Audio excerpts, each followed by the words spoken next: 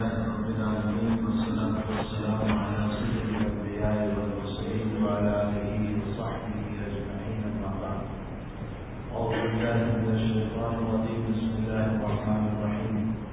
يا أيها الذين آمنوا اتقوا الله وكونوا مع الصادقين. وقال النبي صلى الله عليه وسلم إني أستغفر الله في اليوم 100 مرة أو كما قال عليه الصلاة والسلام. رواه مسلم. بزرگان محترم، دنیا کے گزرتے حالات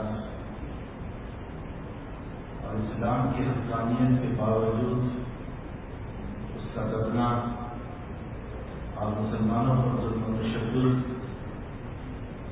اور مسلمانوں کے گزرتے حالات، ایسے موقع پر ایک تو میری اولاد کی اپنی رائے ہوتی کہ میں ایسے موقع پر کوئی سیاسی رائے پیش کروں، کوئی حکمت پیش کروں، کوئی اپنی عقل کے اعتبار سے بات کروں.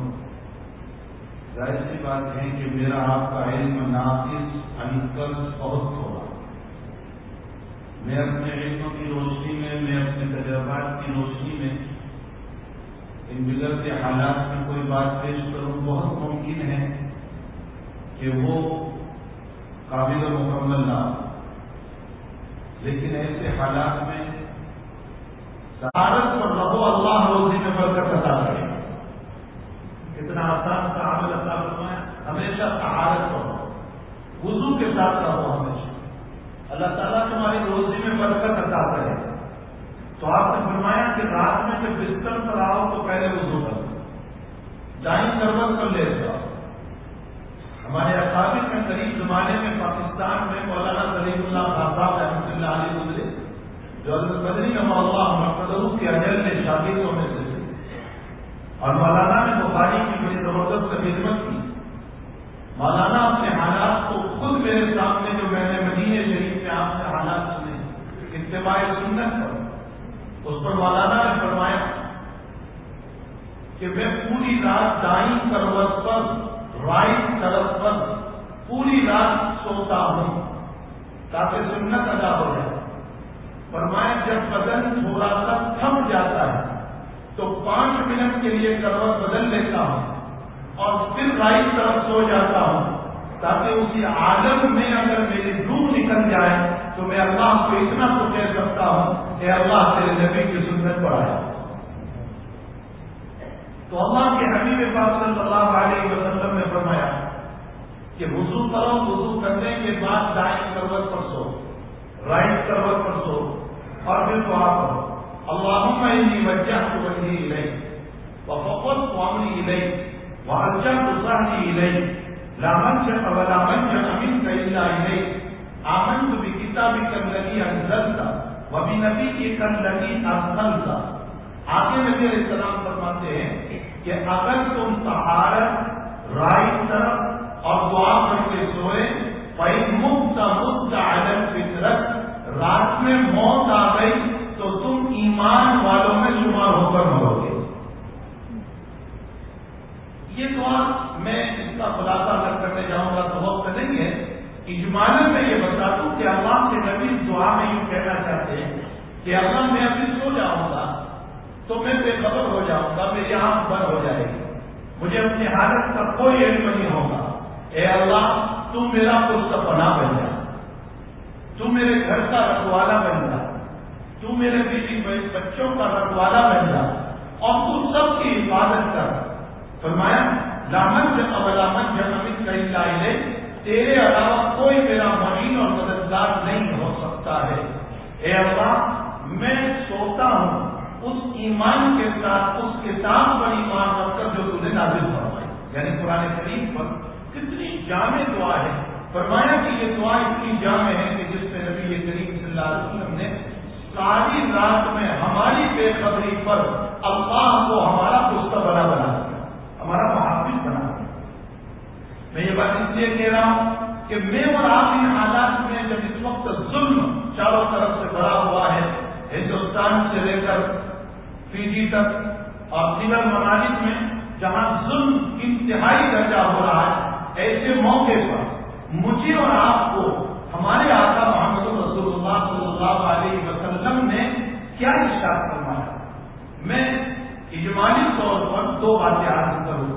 شریعت کی روشنی میں یہ معلوم ہوتا ہے کہ مسلمان اگر استغفار کی کثرت رکھے گا، خوب استغفار کرتا رہے گا، اور نمبر 2 سنت کی اتباع کرے گا، تو ان دونوں خوبیوں کی بنیاد پر اللہ ظلم کو ختم کرے گا اور اسلام و مسلمانوں کا بول بالا کرے گا۔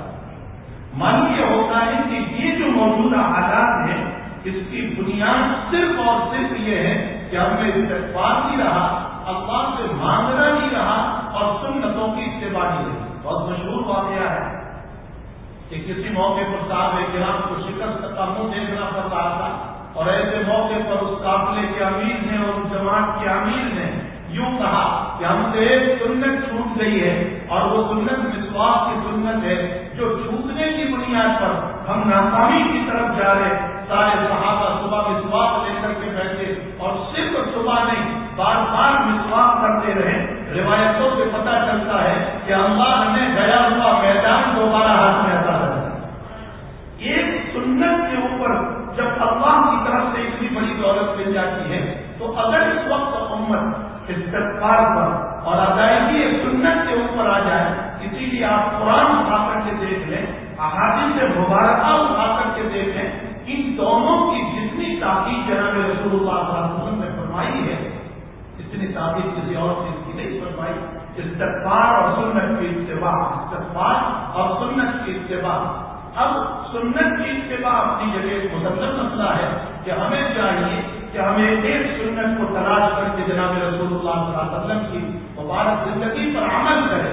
اس کے ساتھ ساتھ استغفار فرمایا آقا صلی اللہ علیہ وسلم نے من لزم الاستغفار، دیکھو جملہ کیا فرماتے، من لزم الاستغفار، لزوم کا معنی ہوتا ہے چپک جانا، ساتھ میں لگ جانا، اور جو لگ جاتا ہے اس میں کثرت کا معنی ہوا کرتا ہے، تو لزم الاستغفار کا معنی ہوتا ہے نبی یہ کہنا چاہتے ہیں جو خوب استغفار کریں گے اللہ اس کی زندگی میں بھی عزت عطا ہوگا، اللہ اس کی ناکامی میں کامیابی عطا فرما دیں گے، اللہ اس کی پستی میں بلندی عطا فرما دیں گے۔ تو من لازم الاستغفار، استغفار کو لازم پکڑو۔ قرآن کریم کا ایک چھوٹا سا ایک آیت میرے ذہن میں آ رہی ہے، ایک چھوٹا سا ایک اشکال ہوتا ہے، وہ بھی میں حل کروں۔ اب تعالیٰ شاہ فرماتے ہیں استغفروا ربکم ثم توبوا الیہ، معلوم یہ ہوتا ہے استغفار اور ہے توبہ اور ہے۔ ہم لوگ یہی سمجھتے ہیں کہ استغفار کا معنی توبہ، اگر استغفار کا معنی توبہ ہوتا تو اللہ قرآن میں استغفار کے بعد تو مطلوب نہ فرماتا، استغفار کرو پھر اللہ سے توبہ کرو۔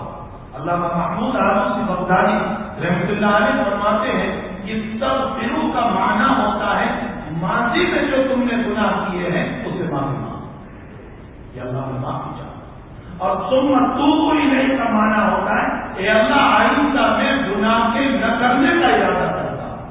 تو استغفار کا تعلق ماضی سے ہے اور توبہ کا تعلق آئندہ سے ہے۔ اللہ اس آیت میں یہ کہنا چاہتے ہیں کہ استغفار بھی کرو ماضی پر، اور آئندہ نہ کرنے کا پکا ارادہ بھی کرو، پختہ ارادہ بھی کرو۔ اور میرے بھائیوں، اسی کو تقویٰ کہا جاتا ہے۔ تقویٰ کیا چیز ہے؟ معاصی سے بچنا، گناہوں سے بچنا، اس کو تقویٰ کہا جاتا ہے، اسی کو توبہ کہا جاتا ہے۔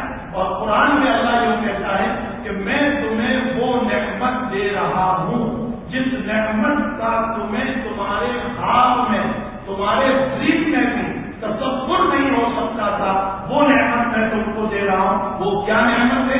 فرمایا اگر تم گناہ سے بچو گے تو ساری کائنات کا مالک تمہیں اپنا دوست بنا لے گا۔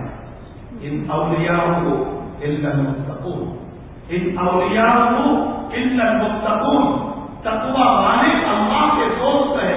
دنیا کا حال یہ ہے کہ میں غریب کو، حقیر کو، ذلیل کو، چھوٹے کو، کم پیسے والوں کو، بری صورت والوں کو اپنے پاس بٹھانا پسند نہیں کرتا۔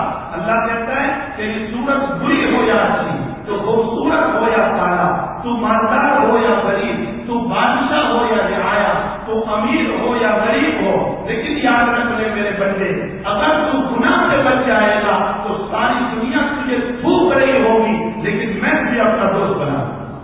ان ان اولیاءہ الا المتقون. اتنی بڑی دولت اللہ تعالیٰ عطا فرمائے کہ اللہ اپنا دوست کہہ رہا ہے ان لوگوں کو.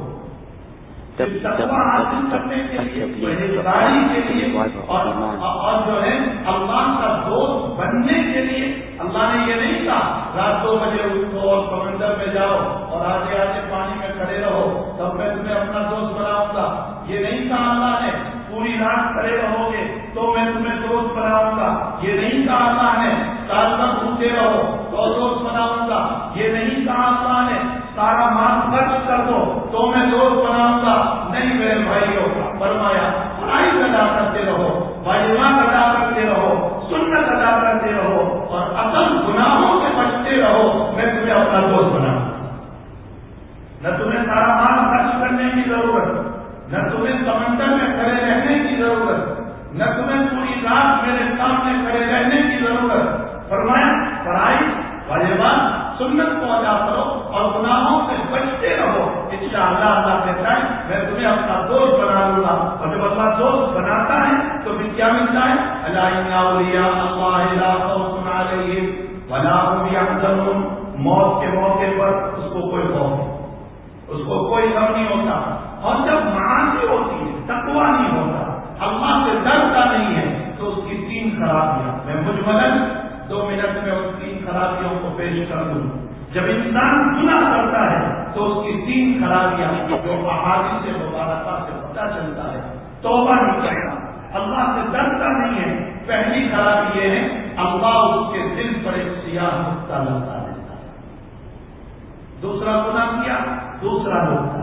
تیسرا گناہ کیا، تیسرا نقطہ. اگر توبہ کی تو صاف ہوا اور اگر توبہ نہیں کی تو وہ نقطے بڑھتے رہتے ہیں یہاں تک کہ پورا دن اللہ اس کا کالا بنا. یہ حدیث شریف ہے جو صحیح بخاری شریف کی روایت ہے جس کا میں ترجمہ کرتا ہوں. معلوم یہ ہوتا ہے کہ گناہ کا ایک اثر یہ